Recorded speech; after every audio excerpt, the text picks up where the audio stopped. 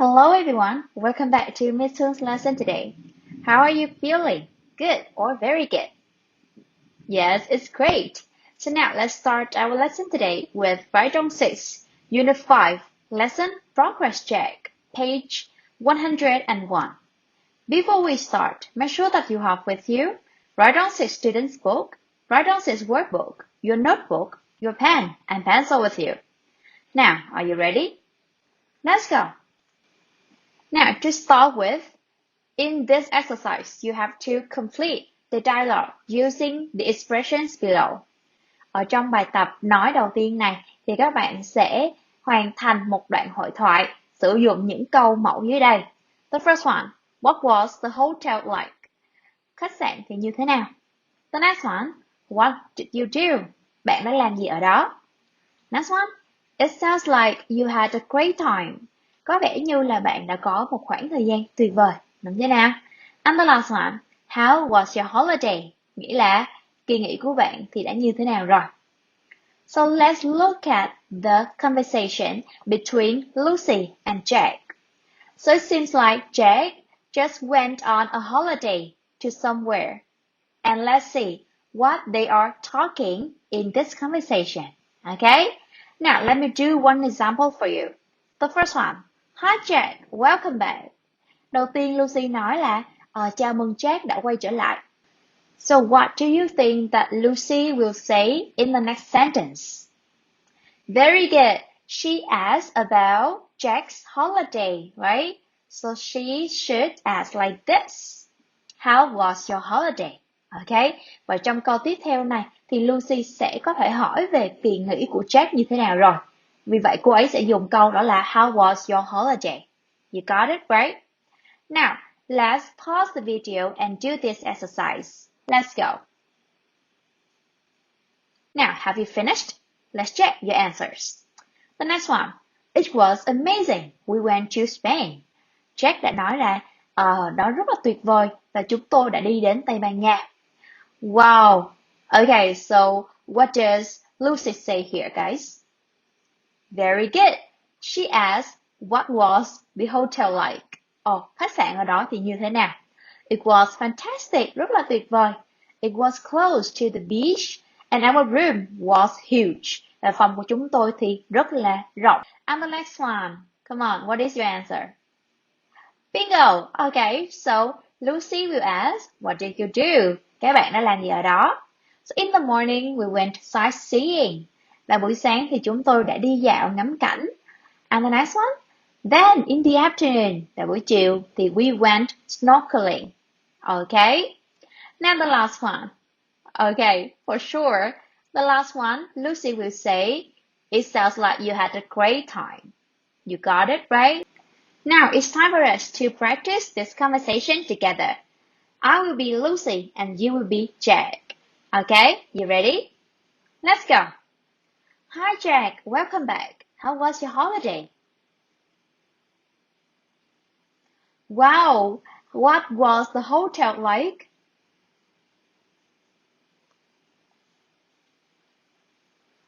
What did you do?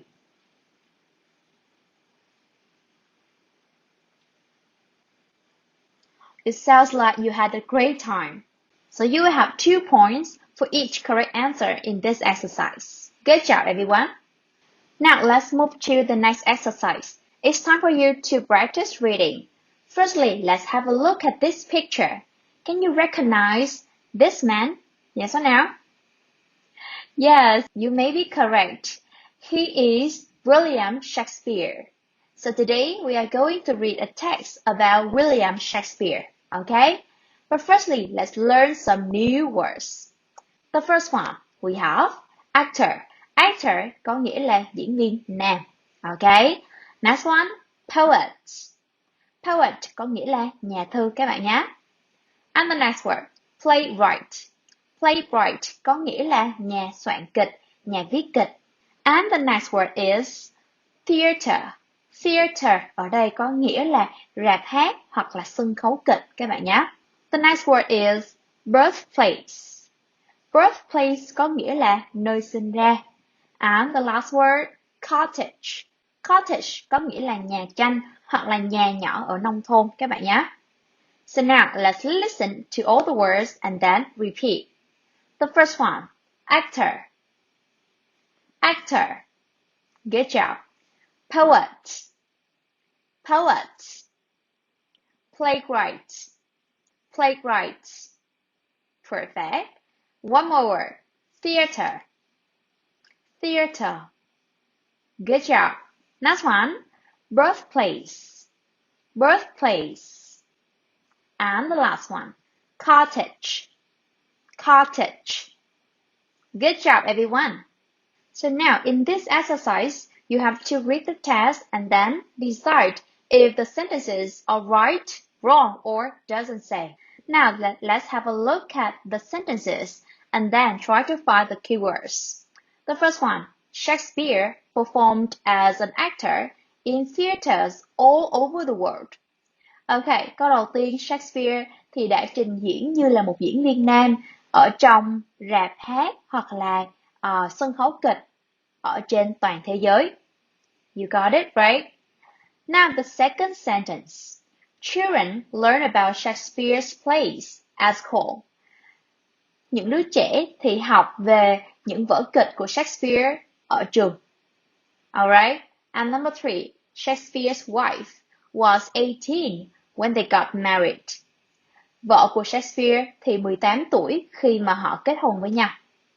And the last one, Stratford-upon-Avon is a tourist attraction. Các bạn lưu ý nhé, tourist attraction chính là địa điểm thu hút khách du lịch. Now it's time for you to pause the video, read the text carefully, and decide if the sentences are right, wrong, or doesn't say. Now, let's go. So, have you finished? Let's check your answers. The first one, Shakespeare performed as an actor in theaters all over the world. Can you find the information saying that Shakespeare performed as an actor? Yes or no?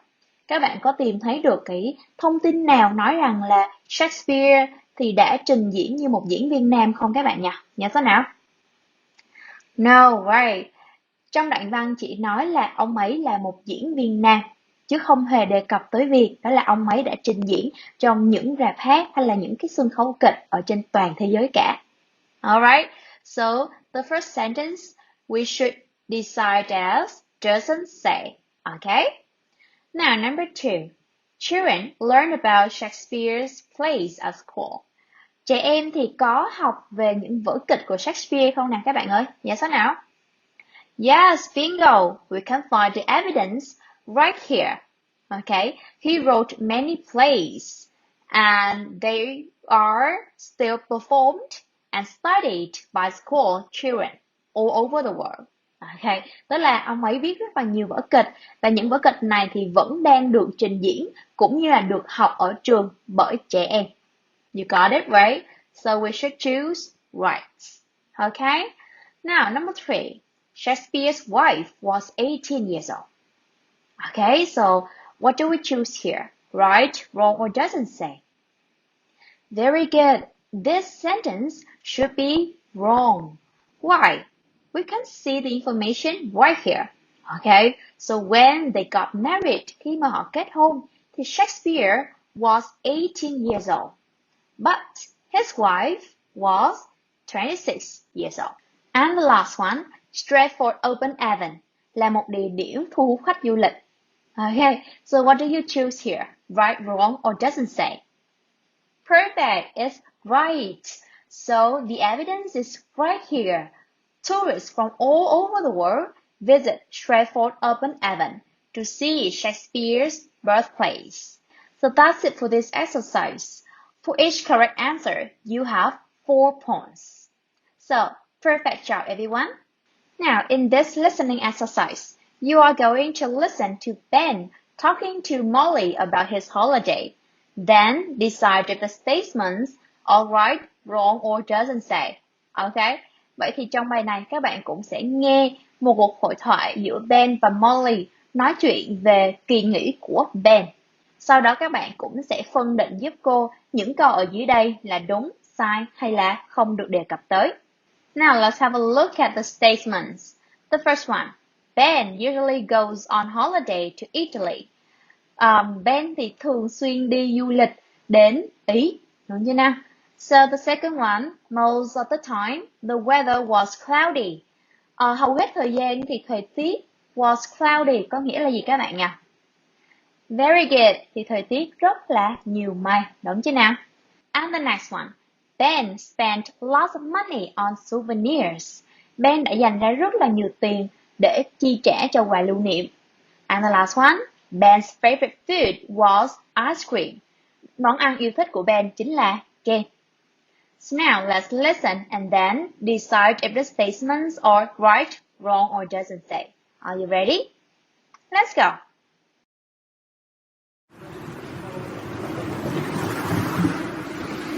Hi Ben, how was your holiday? I had a great time. Usually I go to France or Spain with my family, but this year we went to Italy. We stayed in a hotel in Rome. What was the weather like? It was warm and sunny, except for one day when it was very cloudy and cold. So what did you do there? Well, Rome's beautiful and there's so much to see. In the mornings, we visited museums and art galleries. And in the afternoons, we went shopping. They have lots of shops to buy different things like clothes, souvenirs, and food. Mum and Dad bought lots of Italian clothes, but I just got some souvenirs. How about the food? Did you try any Italian dishes? We ate lots of Italian dishes, including pasta and pizza. They were delicious, but the best of all was the ice cream. It sounds like you had a great time. It really was the trip of a lifetime. Now it's time for you to listen again and check your answers. Bây giờ các bạn sẽ tua lại video và nghe lại đoạn hội thoại này một lần nữa. Sau đó thì cô sẽ show cho các bạn đáp án đúng các bạn nhé. Let's go. Now have you finished? Let's check your answers. The first one, let's see what you can hear. Okay, let's go. I had a great time. Usually I go to France or Spain with my family, but this year we went to Italy. Okay, so usually I went to France or Spain with my family, but this year we went to Italy. Perfect. So it means that he only goes on holiday to Italy this year, right? So the statement should be wrong. Now, number two, let's see what we can hear. What was the weather like? It was warm and sunny, except for one day when it was very cloudy and cold. It was warm and sunny, except for one day when it was very cloudy and cold, right? So it means that the weather was cloudy only on one day, right? Vậy thì câu này có nghĩa là thời tiết chỉ nhiều mây vào một ngày thôi. So it doesn't mean that most of the time, right? So we should choose wrong. Now, number three, Ben spent lots of money on souvenirs. Can you find any information about this statement? Yes or no? No, right? He only says that his parents got a lot of Italian clothes and he only got some, yes, very good, some souvenirs. And he doesn't mention about how much money he spent on souvenirs, right? So it should be doesn't say. And the last one, let's see what we can hear. We ate lots of Italian dishes, including pasta and pizza. They were delicious, but the best of all was the ice cream. But the best of all is the ice cream. So it means that Ben's favorite food was ice cream. You got it right? So this statement should be right. So good job everyone. And for each correct answer in this exercise, you have 3 points. Now let's move to the next exercise. Let's go. Now it's time for you to practice writing. You're going to write a letter to your English-speaking pen friend about a recent trip of yours in about 50 or 60 words. You have to write about where you went, who you were with, and what you saw or did. So I have one sample letter for you, but before you can get the whole letter, you have to complete it with the words below. Rồi, ở trong bài này cô sẽ tặng cho các bạn một lá thư mẫu như sau. Nhưng trước hết các bạn sẽ phải hoàn thành lá thư bằng việc điền vô chỗ trống với những từ như sau. The first one, with. cùng với ai? Was, đi bộ, or, hoặc soon, sớm thôi. Museums, những viện bảo tàng. And the last one, weather, thời tiết. Let's do the first example together. Hi Mike, guess what? I went to Italy last week. Something, my mom and sister. Ok, và chỗ trống đầu tiên đó là bạn biết gì không? Tôi đã đi tới Ý vào tuần trước. Bà chấm, mẹ của tôi và chị gái của tôi. So let's see what we should put here. Very good, guys. We should use the word with. I went to Italy last week with my mom and my sister. Tôi đã đi Ý tuần trước với mẹ của tôi và chị gái của mình. Đúng chưa nào? So now it's time for you to pause the video and do the exercise. Let's go. Now, have you finished? Let's check your answers. The next one, we had a great time. Chúng tôi đã có một quãng thời gian rất tuyệt vời. The something was warm and sunny. So we should say, the weather was warm and sunny, right? Thời tiết rất là ấm và nắng. Next one, in the mornings. Vào những buổi sáng, we went to, very good, we went to museums. Chúng tôi đã đi đến những viện bảo tàng. In the afternoons, we went for walks. Chúng tôi đã đi tản bộ vào những buổi chiều. And in the evening, we ate pizza, something, pasta at restaurants. So what should we choose here? Perfect, we should choose or. How are you? Bạn thế nào rồi? And right, soon, perfect. Nhớ viết lại cho tôi sớm nhé. Now, this is the whole letter. Let's listen and see how we can write a full letter. Okay, let's go. Hi, Mike. Guess what? I went to Italy last week with my mum and my sister. We had a great time. The weather was warm and sunny. In the mornings, we went to museums. In the afternoons, we went for walks. In the evenings, we ate pizza or pasta at restaurants. Delicious. How are you? Write soon. Violetta. Vậy thì tương tự với những lá thư trước, thì trong bài này các bạn cũng sẽ cần phải viết một lá thư có đầy đủ 3 phần. Thứ nhất là opening, là gửi lời chào Hi Mike, ok? Thứ hai đó là phần body, và nội dung chính của thư, và cuối cùng là phần closing và phần kết thư. Thì phần kết thư các bạn có thể viết những cụm từ như là write soon, sau đó ký tên. Còn phần body các bạn lưu ý nhé, chúng ta cần phải dựa vào yêu cầu của đề bài. Where you went, who you worked with, and what you saw or did. Để yêu cầu chúng ta viết những nội dung gì thì mình cần phải bao gồm đầy đủ những nội dung đó trong lá thư của mình. Vậy mình cùng xem thử những câu hỏi, những nội dung này đã được viết như thế nào trong lá thư các bạn nhé.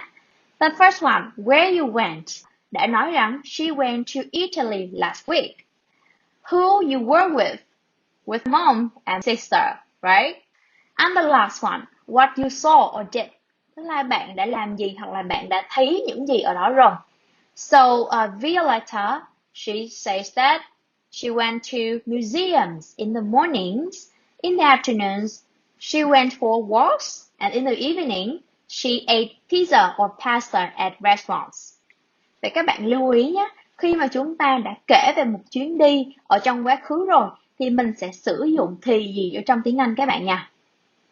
Very good, đó là thì quá khứ đơn. So at home, please remember to base on this sample letter and write a letter to your English-speaking pen friend about a recent trip of yours. Remember to write about where you went, who you were with, and what you saw or did. Bear in mind that you have to use the past simple tense in your letter. So for the whole letter, you will have 20 points.